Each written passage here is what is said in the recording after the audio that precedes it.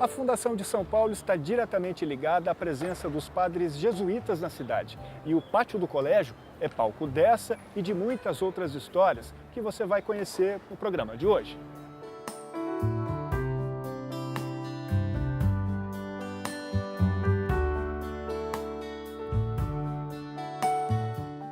O prédio fica no local considerado o berço da cidade de São Paulo, um marco histórico. Mas não foi essa construção que testemunhou o nascimento da megalópole, que tem hoje mais de 12 milhões de habitantes. A primeira construção do período colonial foi aqui, uma cabana de pau a pique singela, onde os padres jesuítas catequizavam, ensinavam, residiam. Então foi uma cabana de pau a pique, onde começou o primeiro núcleo da região após o período colonial. Então tem-se essa construção, a fundação dessa construção como marco da fundação da cidade de São Paulo. Apesar dela ter sido fundada só posteriormente no século XVIII, foi aqui onde tudo começou. À medida que a cidade foi crescendo, que o vilarejo foi crescendo também o prédio, né? Então, a configuração atual que nós temos é uma réplica do que era no período colonial por volta de 1680. Os jesuítas foram expulsos daqui no século XVIII, né? A primeira expulsão foi no século XVII, ainda em 1640. Né? Então, depois que eles voltaram para cá, já teve uma outra reforma, né? Então houve diversas transformações nesse espaço. Né? Depois eles foram expulsos no século XVIII e só voltaram aqui no século XIX. Aqui ficou um pouco abandonado, porque virou um palácio do governo, né? Então houve uma transformação, toda uma remodelação da fachada, com um estilo neoclássico, bem diferente do que a gente tem hoje, né? Depois ela foi demolida, toda essa construção, primeiramente a igreja foi demolida em 1896, e o resto do complexo foi demolido na década de 1950, quando foi devolvido o sítio arqueológico para os jesuítas reconstruírem, né, o que a gente vê hoje, que é uma réplica de 1680. E esse prédio aqui, então, ele foi reconstruído, finalizado em que ano? Ele foi inaugurado em 1979, com um museu colonial, que é o Museu Anchieta, que nós temos, e com a igreja também. Né? Então é uma réplica, uma construção nova, mas que remete aos primeiros tempos da cidade de São Paulo. Na primeira construção, as paredes do espaço eram feitas com uma técnica bastante peculiar. A taipa de pilão feita de barro e de todo o material que se encontrava na época para construir. Né? Então sangue de boi, gordura animal, fibras vegetais, tudo foi usado como uma massa para a construção. Essa é a técnica de taipa de pilão. Ela era socada no pilão e se construía dessa forma. Na maquete que simula como era a cidade na época dos jesuítas, dá para notar que o pátio fica no planalto da área, que na época se chamava Piratininga. Era um local estratégico.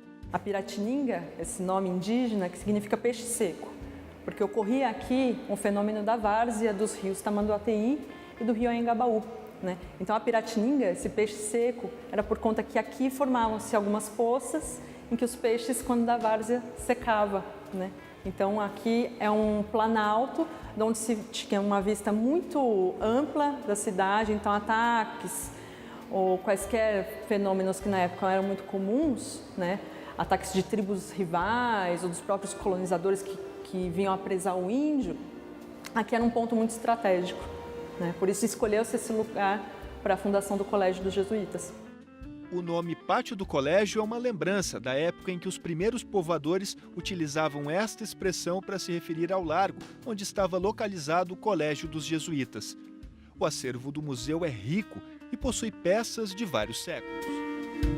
Aqui nós encontramos o cotidiano religioso de São Paulo colonial. Nós encontramos as paulistinhas, que são esculturas feitas pelos índios no processo de aprendizado do que era a fé católica, e é muito, muito particular dessa região, por isso deu-se o nome de paulistinhas. Nós encontramos as relíquias de São José de Anchieta, como o manto que ele usava. Né? Então toda essa parte de arte sacra do período colonial, algumas peças do cotidiano da cidade de São Paulo no período colonial nós encontramos aqui. O que mais chama a atenção? Eu acredito que as relíquias de Anchieta, né, são talvez uma das principais peças aqui do nosso museu, assim como as paulistinas. Temos até manuscritos. Nós temos, além do museu, aqui no nosso complexo, museu, igreja, nós temos também a Biblioteca Padre Antônio Vieira, que dá nome a um dos principais oradores da língua portuguesa, né? Nessa biblioteca nós temos 2 cartas originais do Padre Anchieta, uma escrita em latim e outra escrita em espanhol. Para você como historiadora, como é que é ter contato com todas essas peças, com todo esse acervo? É especial no sentido que aqui em São Paulo perdeu-se muito da história por conta da urbanização, da velocidade com que tudo ocorreu. Perdeu-se muito, o que era antigo foi considerado velho e foi se demolido, foi jogado fora.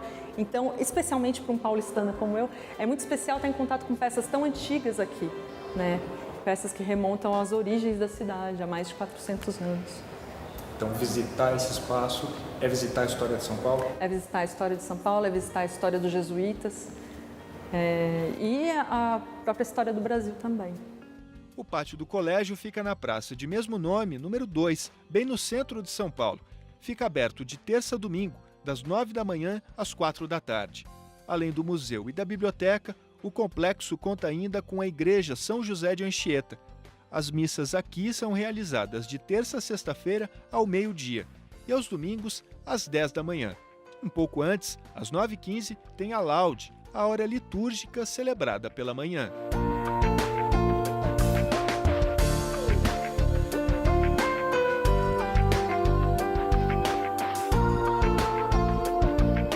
O programa de hoje fica por aqui. Para rever essa história ou conhecer outras viagens, acesse o nosso site. Nós seguimos caminhando pelo Brasil. Até a próxima. Tchau!